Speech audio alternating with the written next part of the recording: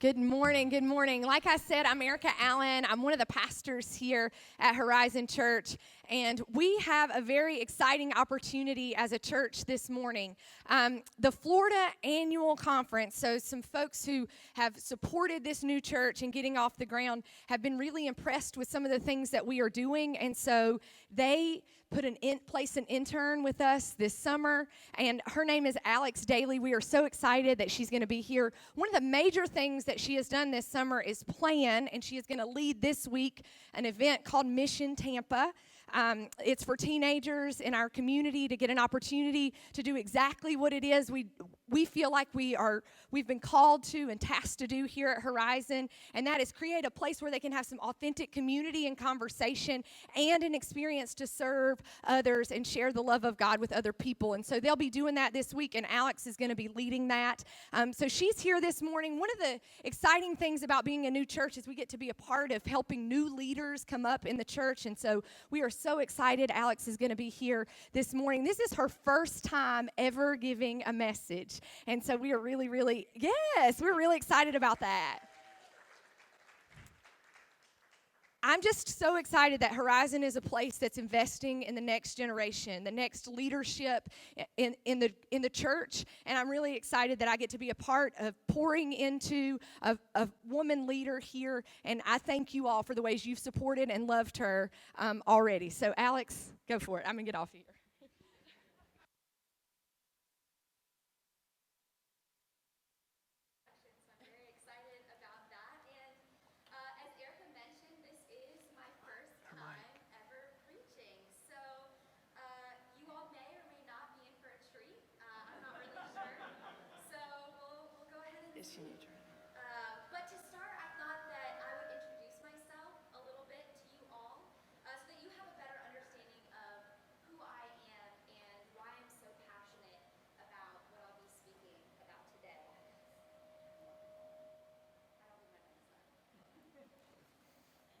Hello?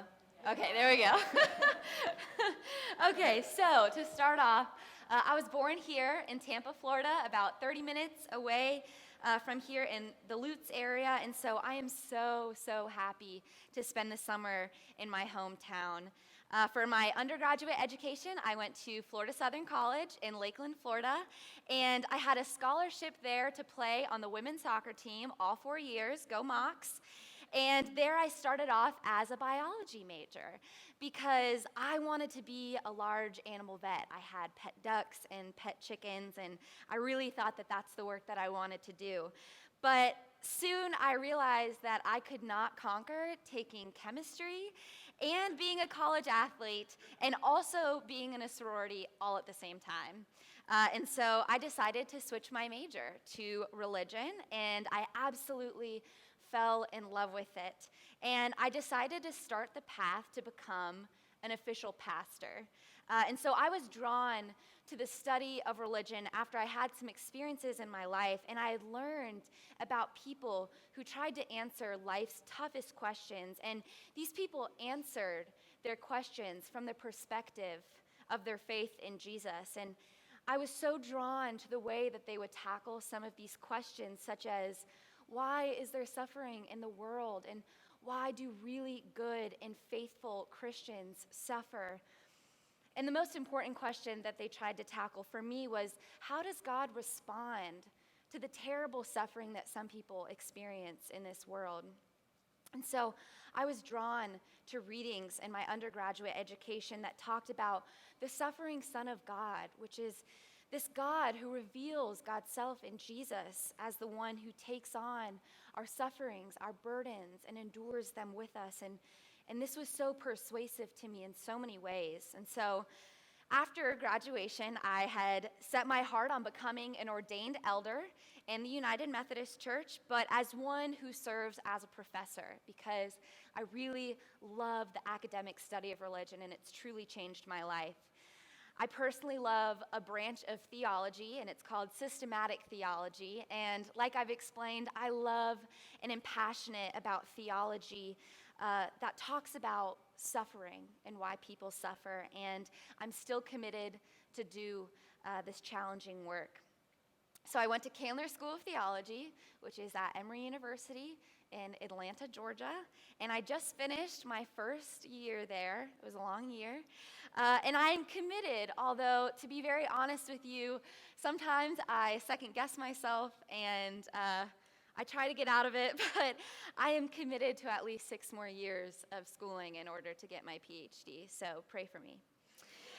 Um, So when I first started at Candler, I was incredibly nervous. I was a first-year student, and I remember my orientation.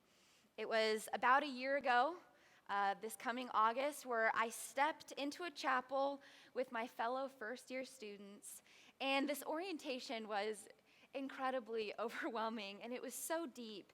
And it asked the students to answer these really hard, difficult, kind of like existential questions. And so I sat in a circle with 4 other students, and I didn't know them. And we each had to answer one of the questions that they asked. And so I was completely unprepared for these questions because they asked things such as, how do you die a good death? Who are you? And the question that I will be focusing on in today's message is, who is your neighbor? So when I'm sitting in that circle and that question is first asked to me, the very first thing that pops up in my head is, well, my next door neighbor, Sabrina.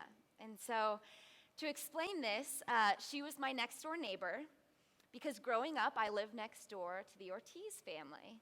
And so the Ortiz family had 2 daughters, the youngest a year younger than I, and the oldest a year older than my sister. My sister is a year and a half older than I am. And so we were best friends accordingly. And even our moms were best friends. And Sabrina and I have known each other since we were born, and we still consider ourselves to be best friends. That's a picture of us. My mom loves that picture. So we went to the same school together, the same church together. Our families went to Busch Gardens together. We carpooled together. We did everything together. And every single day after school, Sabrina and I would play outside, and we would play mermaids mermaids in the pool, or we were ice skaters on our Razor scooters. That was a favorite. Or we played American Girl dolls / Polly Pockets until we were at least 13 years old. But, we were very close, but we also fought like sisters. Because Sabrina and I were not always on the same page, and we did not always see eye to eye. So like I explained earlier, I played sports all throughout my youth, and as my friends and family know, I'm very competitive. And so Sabrina and I would sometimes play volleyball in her garage, and if I won, and I usually did, and I probably bragged about it, she would get upset with me, and she would probably go home. Or we would play this car racing game on her TV, and I would never let her win. So what she would do is she would try to trick me. She would pause the game, say we weren't going to play anymore. Then I would probably go off somewhere in her house to play something else. She would come back to the TV, resume the game so that she would win because I wasn't playing. So then I would get upset and I would go home. And so the funniest part about this back and forth process we participated in was that once one of us decided to go home, it usually took like 30 to 45 minutes until one of us called the other's house and said, "Do you want to try again? Do you want to play again?" And so we still laugh about this with our parents today, and we really talk about how thankful we are for our childhood where we played outside almost every single day. We got dirty and we got in fights, and we really used our imagination. And so my favorite days in the world that I still remember are when I would come home after a day of school and I would see my mom and Sabrina's mom talking outside by the mailbox, and then my sister and Sabrina's sister, and they were playing volleyball, and I would look over and I would see that Sabrina was anxiously awaiting for me to come and play with her. We were truly great neighbors, and we absolutely loved our neighborhood friends. Sabrina and I, we reminisce on these days a lot because we fear that these kinds of neighbor relationships just don't happen anymore. See, when I was doing research for this sermon, I saw that the City Observatory report claims that only 1 in 5, or 20% of Americans, spent time regularly with the people who live next to them, and 1 in 3, or a third of Americans, claim to have never interacted with their neighbors. So these statistics contrast statistics from 4 decades ago, where 1 in 3 Americans hung out with their neighbors at least twice a week. People used to actually live in closer proximity with one another, and so people couldn't avoid one another just for spatial reasons. But now, however, we see that people are moving out to the suburbs to gain privacy. They put a picket fence around their house, they put gates up, and all of this limits their contact with other people. Even community spaces where people would go to socialize with one another, like pools, gyms, community centers, those have gone private as well. And so these statistics show that Americans are growing further and further and further apart from one another. But Americans are growing particularly farther away from people who may think differently from them, or from people that are in different social classes from them. And so my fear is this when I saw these statistics. If Americans are not interacting with their neighbors that may look and think and live in the same social class as them, then how are we interacting with those on the margins, those that Jesus directs his ministry towards? And so as I was planning this sermon and I was thinking about reruns as we've been going over for the past couple weeks, I thought, where do I see reruns in Christianity? And it occurred to me that in the biblical text, there are reruns of Jesus demanding for his followers to care for the sojourner, your neighbor, the wanderer, the most vulnerable ones in your midst. Because, see, ancient Israel was a kinship-based society, and so that meant that one's social status was dependent on their kinship group, the people that they were in relationship with that existed around them. This included family members. And so folks lived and moved and occupied a certain kinship group. Studying this, I read an article by Rolf Jacobson, and he notes that kinship groups were not just necessary for one's purpose or their meaning, but it was necessary for their survival. So if you were sick, your kinship group took care of you.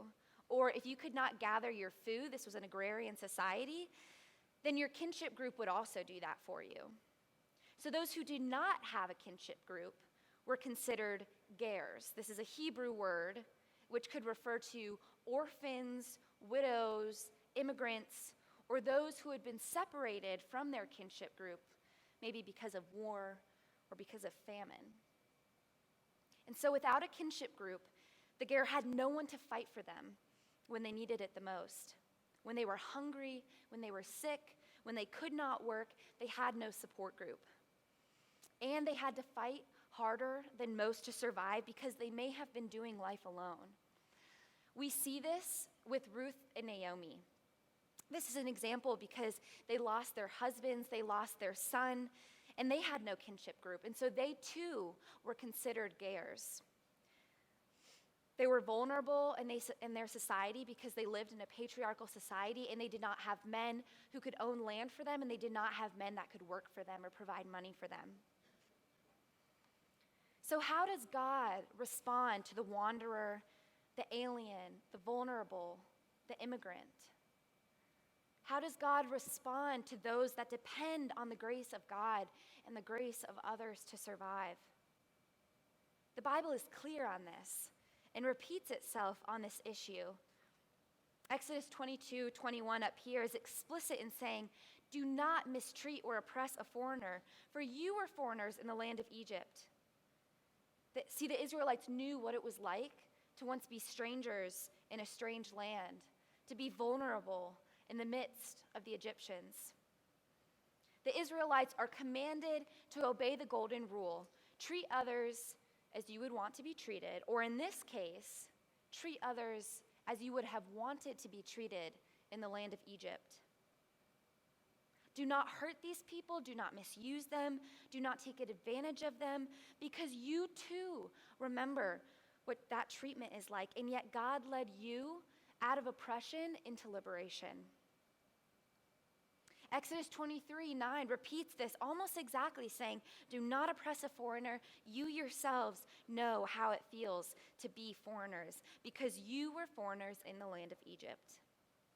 Deuteronomy 10, which is also above, 18 through 19 says, God defends the cause of the fatherless and the widow and loves the foreigner residing among you, giving them food, giving them clothing. And you are to love those who are foreigners, for you yourselves were foreigners in the land of Egypt. And so God demands from God's followers that those on the margins, those who are not protected, they must be taken care of. Not only does God demand and not suggest that the foreigner or the wanderer must be taken care of, but God protects these people. God defends them. God provides them with food and with clothing.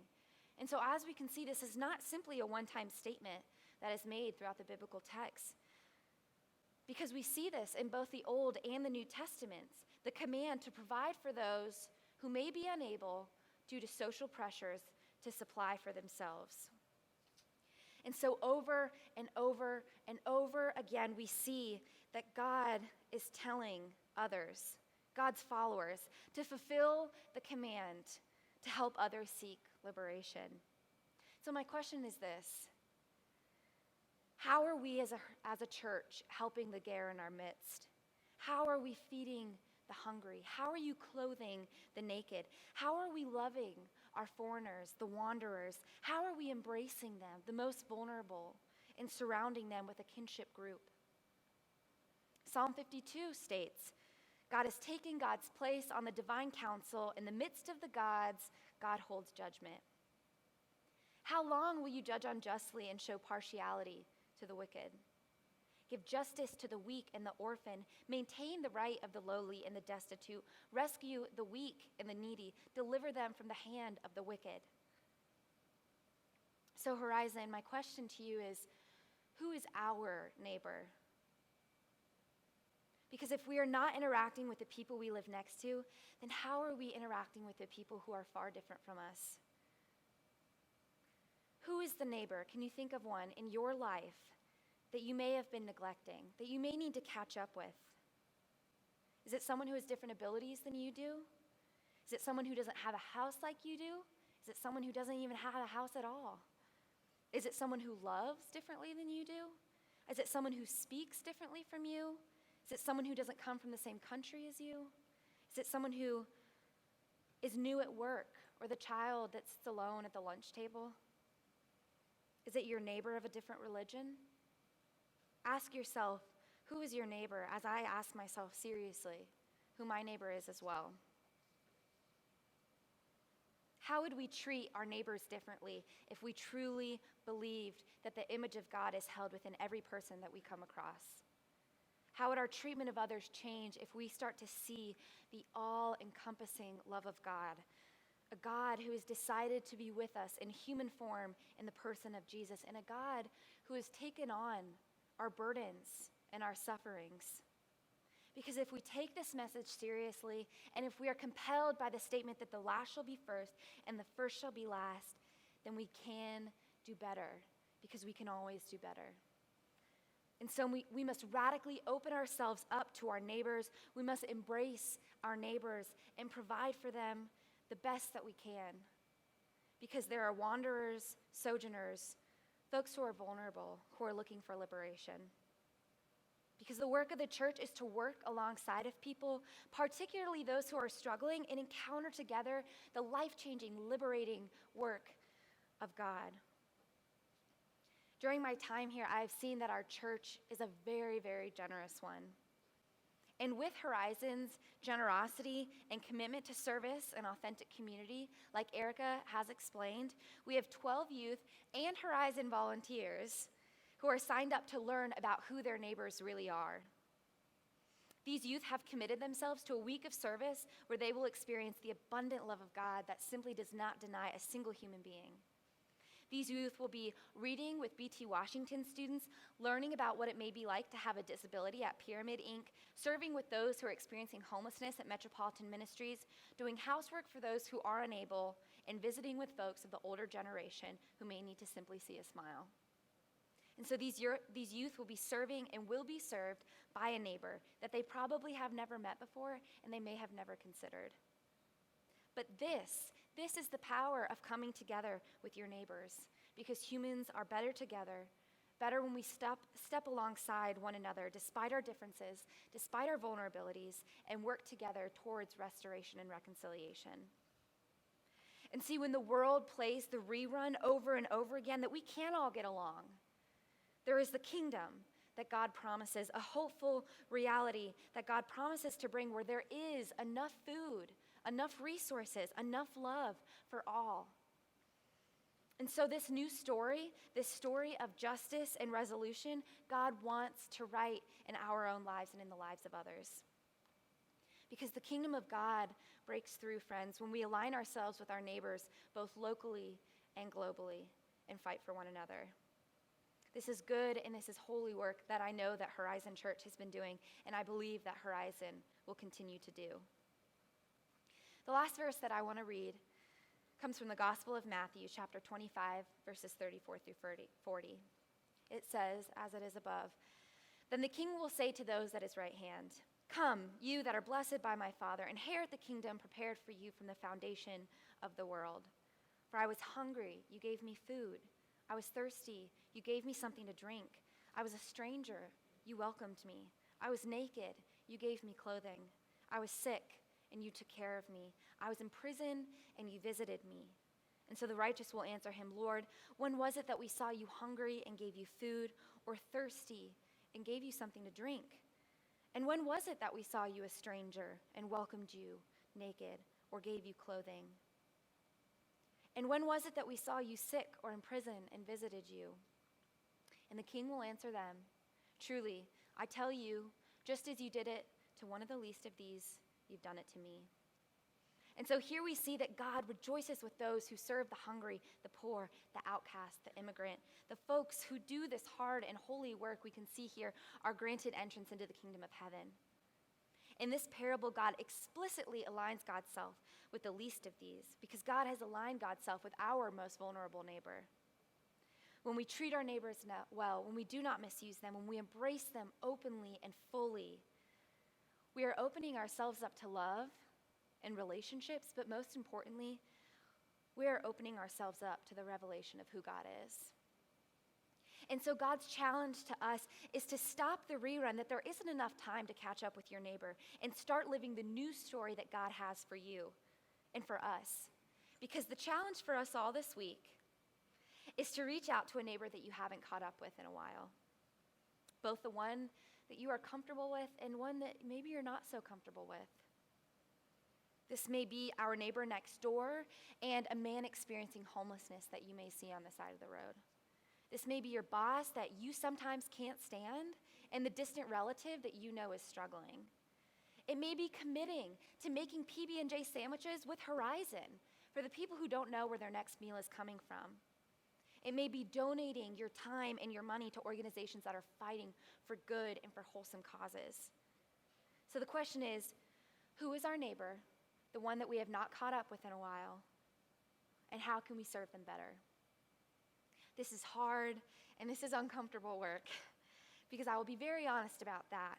And there are times when I have failed, and I definitely continue to fail at loving my neighbors well, both those that are like me and those that are not like me.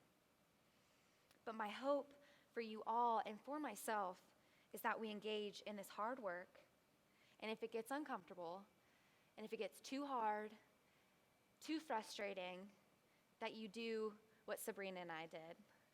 You take maybe 30 to 45 seconds or 30 to 45 minutes, you go home, and then you try again. Because that is what neighbors do. Would you all pray with me this morning?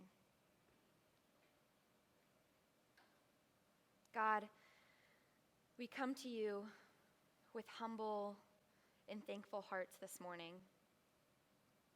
We are thankful for being in community with our neighbors. We're thankful for you and who you are, how you've revealed yourself in the person of Jesus. And we ask for you to open our eyes and our hearts up to both old and new neighbors. May we move toward together to bring your promised kingdom here on earth. Amen.